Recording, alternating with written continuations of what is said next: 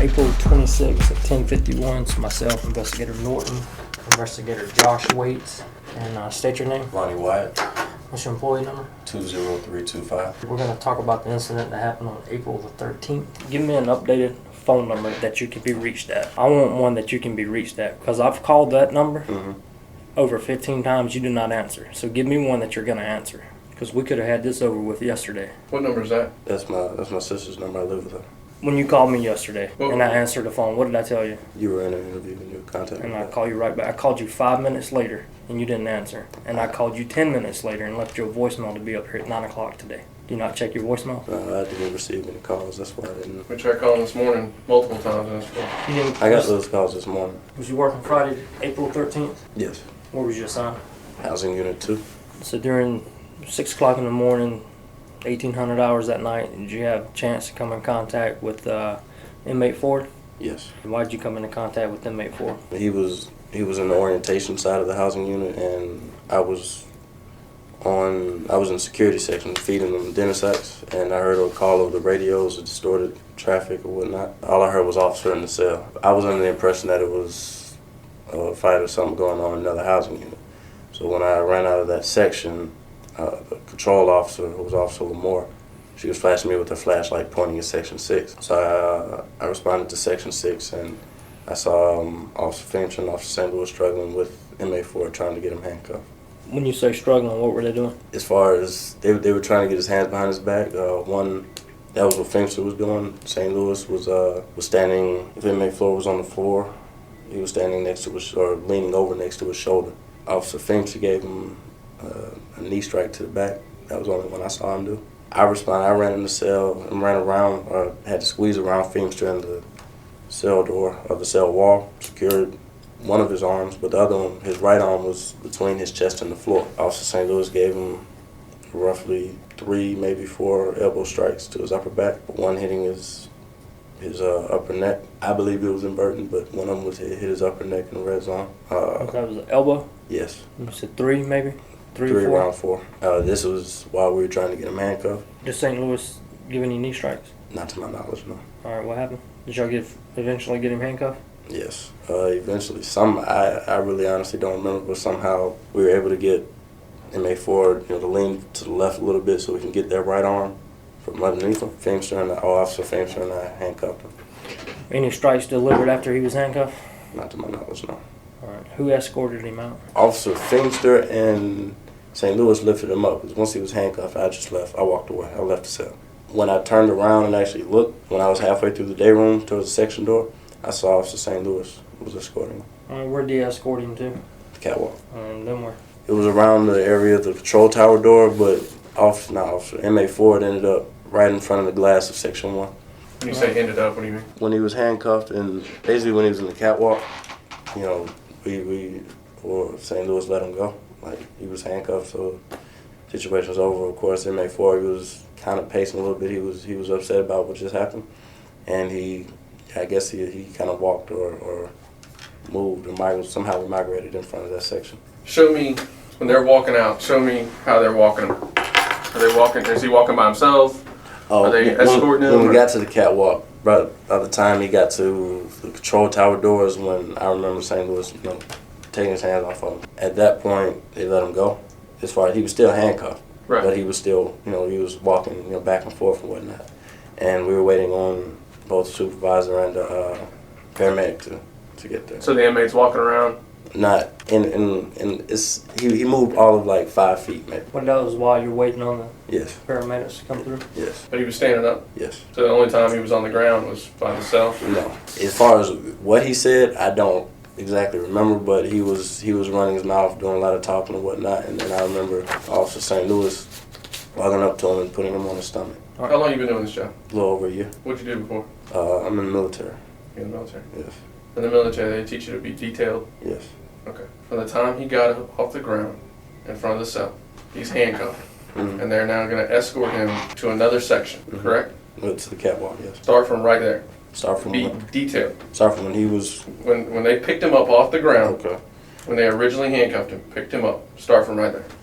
Okay, after Officer Fenster and I both handcuffed him, I walked out of the cell before he was even off the ground. Feimster and St. Louis both helped him to his feet, and to my knowledge, Officer St. Louis was the one that escorted him through the catwalk, through the day room tables, and actually out of the section to the catwalk. When we got about to the control tower door, the hands were taken off of him. He was no longer being escorted. Inmate Ford was being, he was obviously visibly upset about what happened. He was yelling things like, I want a warrant out on all the officers and all of this, that, and other. Through all this pacing and yelling back and forth that Inmate Ford was doing, he ended up maybe about 5 feet from where hands were taken off of him over to the, if I'm looking out of the rear slider with my back facing the control tower door, he moved about 5 feet to the right. Not actually in front of the section 1 door, but it was around the glass area, maybe around the steps. He was doing a lot of talking still, and Officer St. Louis walked up to Inmate Ford and said, told him to get on one knee, and he did that, and he put him on another knee, and then he placed him on his stomach. There was no throw to the stomach, no throw him on his stomach, no push him down hard. There was none of that. He just placed him on his stomach, and then he held his, if I was laying on my stomach handcuffed, he held his handcuffs in the air, maybe causing a 90-degree angle. He He gave him verbal commands to get down. Yes. And he complied? Yes. So he didn't have to force him to the floor? No. What was this whole incident over? Do you know? Do you know how this whole thing How the whole thing started? Yeah, how did y'all? I still have no idea. You don't know how this whole... And you're telling us what you saw, not what you've heard? Yes. This is our rules and regs. 7.02. Truthfulness. I want you to read that out loud for me, please. The personnel of the sheriff's office shall be truthful at all times, both on and off duty, under the oath of or otherwise. Anyone who does willfully, keep reading. Mhm. Anyone who does willfully depart from the truth shall be considered unfit for service and subject to disciplinary action. Conduct unbecoming. Prohibition against conduct unbecoming. I want you to read A and then 2 that's highlighted. Conduct unbecoming officer is conduct which the general public may perceive as negative, unprofessional, or unprofessional in nature.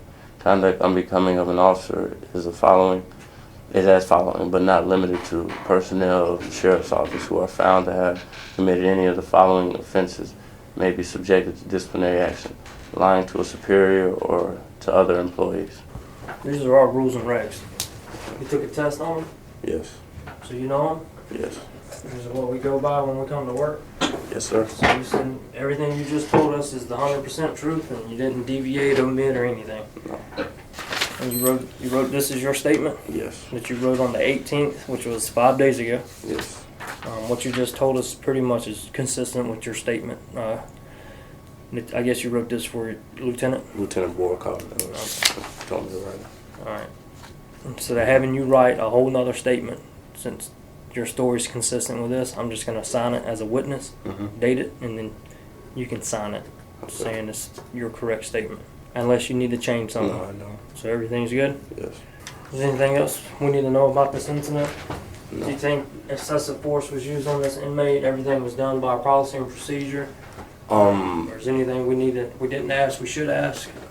In my opinion, I don't think the knee strikes or elbow strikes were necessary.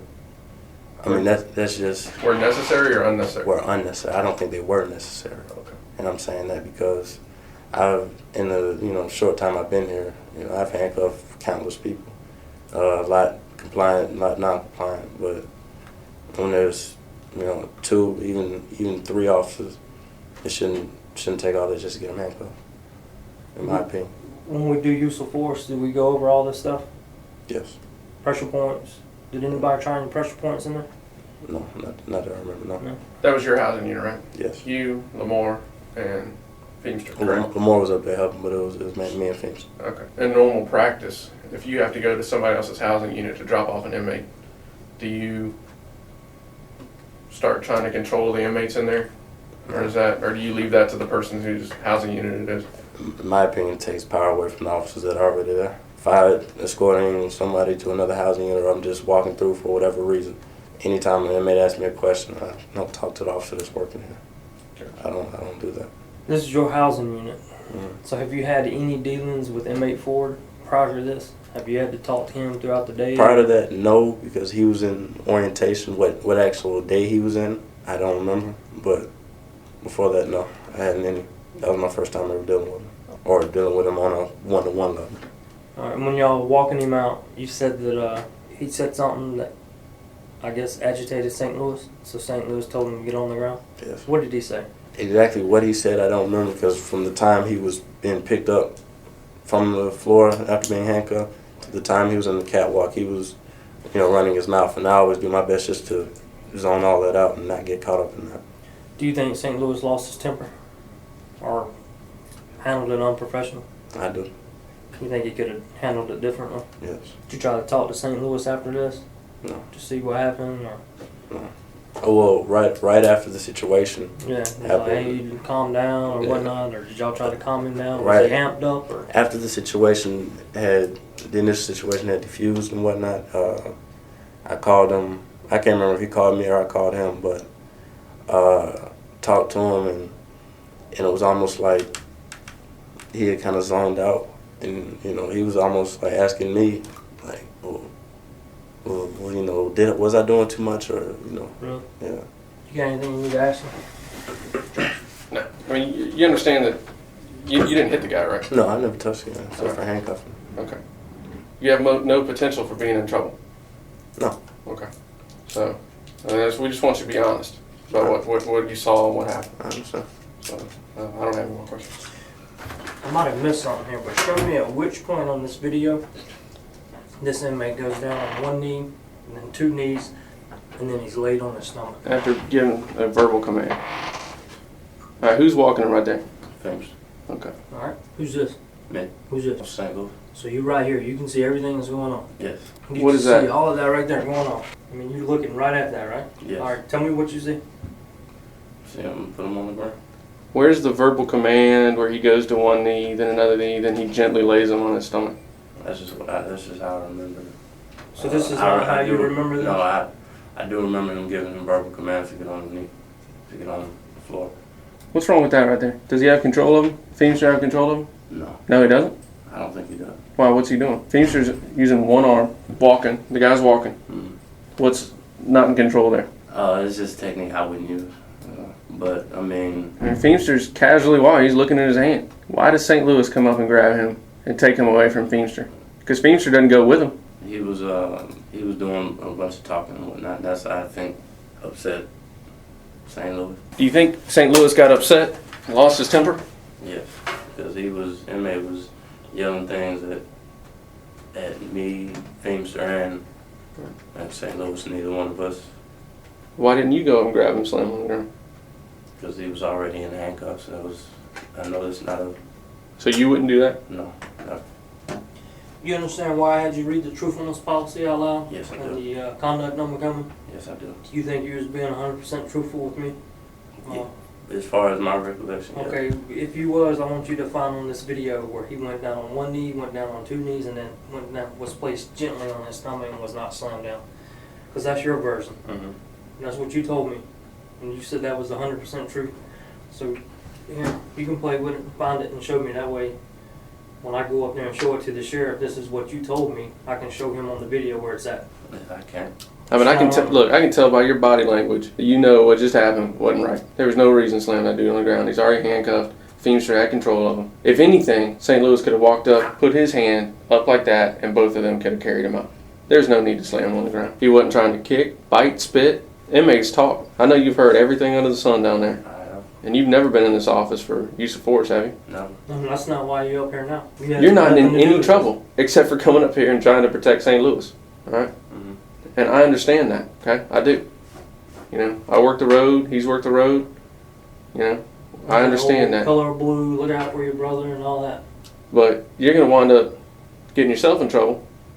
Protect somebody who did something wrong. And it's not a huge thing. And I tell this to everybody, man, we can explain that to the sheriff. We can explain somebody losing their cool for 5 seconds, throwing somebody on the ground. We can't explain somebody lying. Everybody's coming here and told the truth. This profession, you can't lie. Because once you're on tape, you're in this folder as a liar, and subject to open records, you can never go to court and testify. So that means you can never work the road and make an arrest. Because every time you make an arrest, you got to fill out a sworn affidavit saying you're telling the truth. And once you're a documented liar, you can't do that. So you have no opportunity to grow in this profession once you're labeled a liar. So that's why it is very important for you to tell the truth. Look, man, you got a bright future here. Ex-military, CO's never been in trouble. I'm still in the military. You're still in the military? National Guard. Look, man, I understand what you're trying to do. I tell everybody that comes in here, real friends, you call him a friend, but real friends do not put you in this situation where you have to lie for them. They do not do it. Because you think if you lose your job, is St. Louis going to take care of you and your family? No. A real friend would. You don't think he would?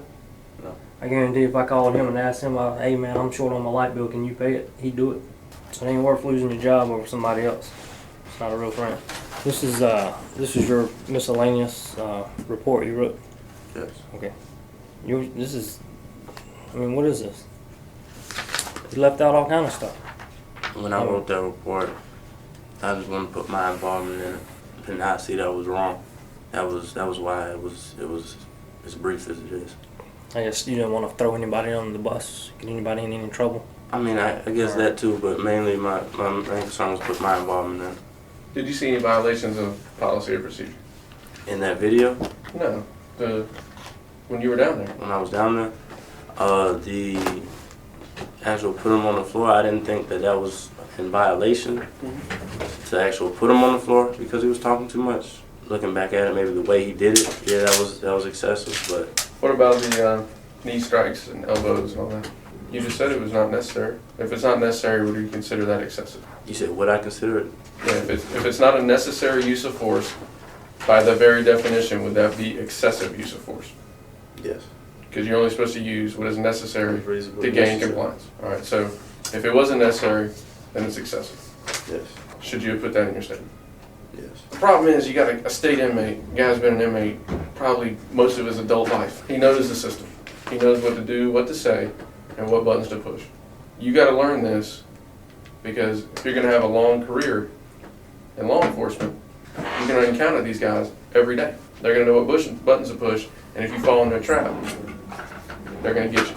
And they know they can't get you, maybe physically, but they can get you with papers, and that hurts worse. Yes. I'm going to give you this statement. We're going to act like you didn't write this one. Okay. You need to be as truthful, honest, and detailed as you can in this statement. Not only your involvement, but what you saw everybody else do down there. Okay. All right?